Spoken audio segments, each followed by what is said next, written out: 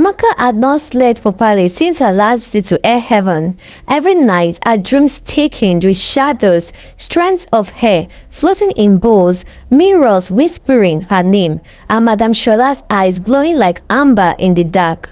Her hair was thinner, not from stress, not from damage, but as if something was being peeled out from inside her. Her thoughts were slippery too. She forgot her ATM pin. She called her sister by a wrong name. It felt like her memories were being quietly erased. Something was very, very wrong. One afternoon, Amaka decided to look for Madame Shola. She returned back to the Salon neighborhood and the building stood silent. A handwritten sign hung on the door. It says, "Closed for spiritual retreat." Amaka turned to leave, but also tried Madame Shola's number, but all the numbers were not going. But a voice shouted from across the street spoke to her. "You went inside, didn't you?" Amaka turned. She was surprised to see a man leaned against a rusted fence, watching her. His abaya was faded, his face marked by a long scar, and his eyes, sharp, wary, told her he had seen things he could not unseen. "Who are you?" she asked. "My name is Babatunde," he said quietly. "I used to work for her before she became whatsoever she is now." Amaka paused, squinting. "What do you mean?" He glanced around, then nodded towards a nearby tailor shop. Inside, the air smelled of dust and old fabric. Babatunde pulled out a worn photo album and laid it open before her. Madame Shola stared back from the pictures, younger, thinner, smaller, standing beside an old woman with white hair and cold, knowing eyes. "That's our grandmother," Babatunde said. "Iya Moreni Keji, a priestess from Oshogbo. She believed air held power, memory, emotions, even destiny." Amaka flipped through the pages in one photo. A bowl overflowed with air, candles burning around it. Another picture, Madame Shola stood before a mirror, hand pressed to his surface and eyes closed. She learned the ritual from Iya Moreni Keiji. Babatunde continued, but she changed it. It was meant to heal, to take away pain and set it free. Shola twisted it. She found a way to kill the power for herself. Amaka shivered. So she had air? Not just air, he said. Essence. The more you give her unwittingly, the deeper she feeds. That's why she's rich. That's why she doesn't age. Amaka's stomach turned. "Why did you leave?" He paused. "Because I saw what she did to a girl named Chidima. She came for a cleansing, left with no memory of who she was." Shola said it was a necessary sacrifice. "That was the night I ran for my life." Amaka's voice trembled. How do I stop her, sir?" "There is someone you need to find," Babatunde said. "Sister Effie. She used to be Shola's closest friend, her best friend, until she was accused of stealing air from Shola's salon.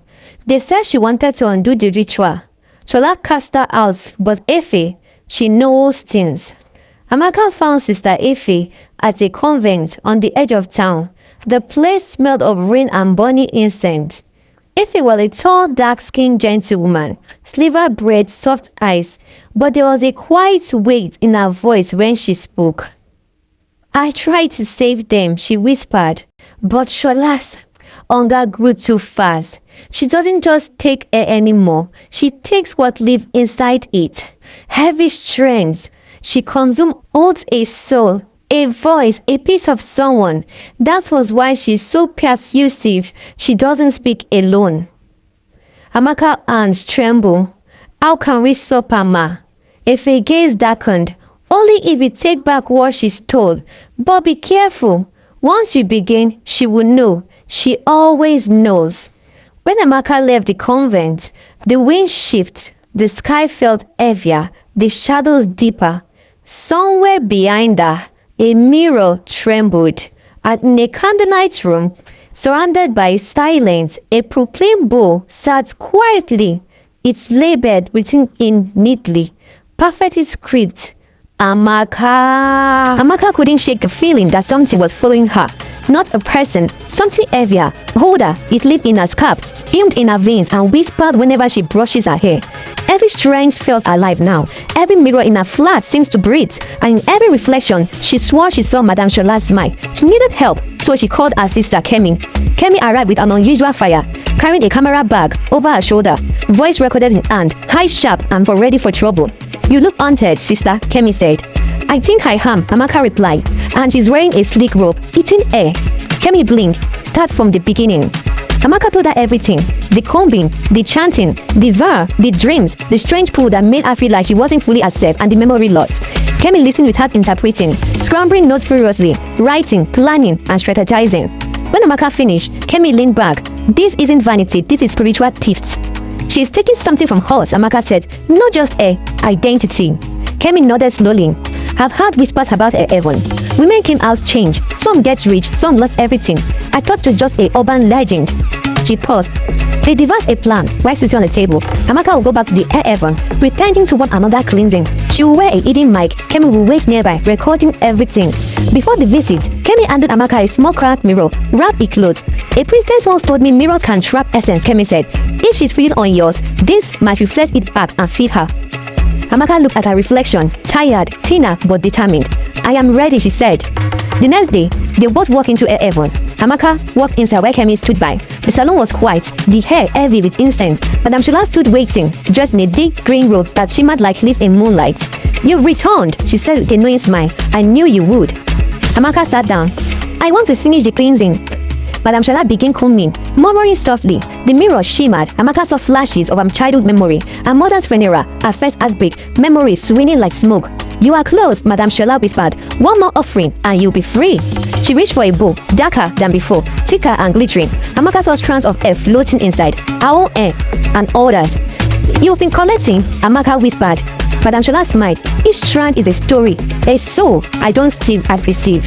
Amaka's hands trembled as she pulled out the mirror. Madame Shola's smile. "I carry their burdens. I become their strength." You consume their essence. You wear their lives like wigs. Tightened. Madame Shola's eyes began to glow. Outside, Kemi watched through the window, phone recording, breathed healed. Amaka raised the mirror. "Look at yourself."